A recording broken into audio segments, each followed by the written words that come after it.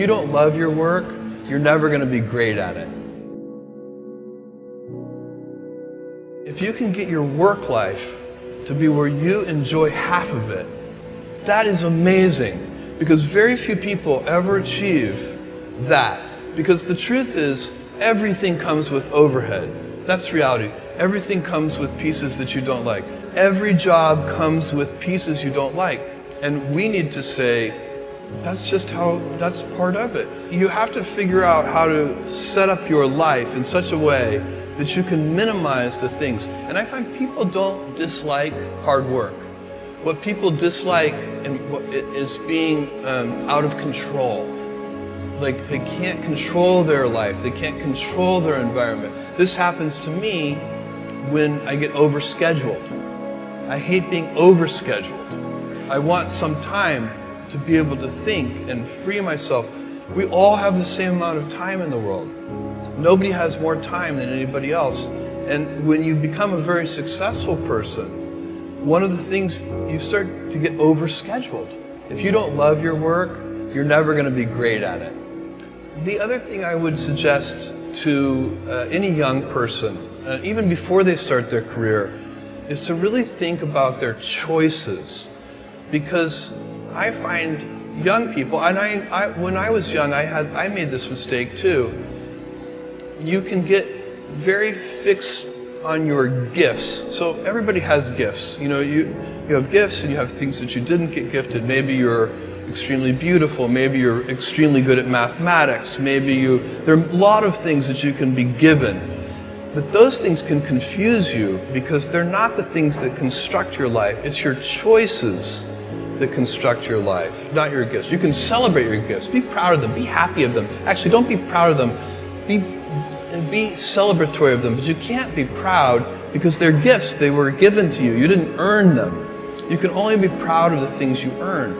And so, as I got older, I started to realize I wasn't proud of my gifts. I was always good at school. School was always easy for me.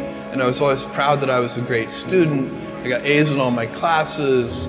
I was good at math, all of that. And I thought that's who I was. But it's not true. Those are the things that are gifts. What was hard for me is deciding to work hard, deciding to use my gifts in certain ways, to challenge myself, to do things that I didn't think I could do, to put myself in uncomfortable situations. You can choose a life of ease and comfort, or you can choose a life of service and adventure.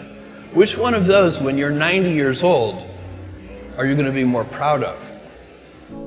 Tomorrow, in a very real sense, your life, the life you author from scratch on your own, begins. How will you use your gifts? What choices will you make? Will inertia be your guide, or will you follow your passions? Will you follow dogma, or will you be original? Will you choose a life of ease, or a life of service and adventure? Will you wilt under criticism, or will you follow your convictions? Will you bluff it out when you're wrong, or will you apologize? Will you guard your heart against rejection, or will you act when you fall in love? Will you play it safe, or will you be a little bit swashbuckling? When it's tough, will you give up, or will you be relentless? Will you be a cynic, or will you be a builder? Will you be clever at the expense of others, or will you be kind?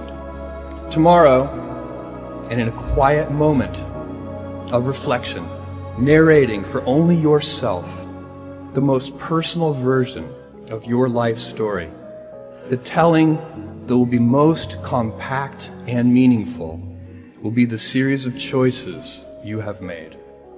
In the end, we are our choices. Build yourself a great story.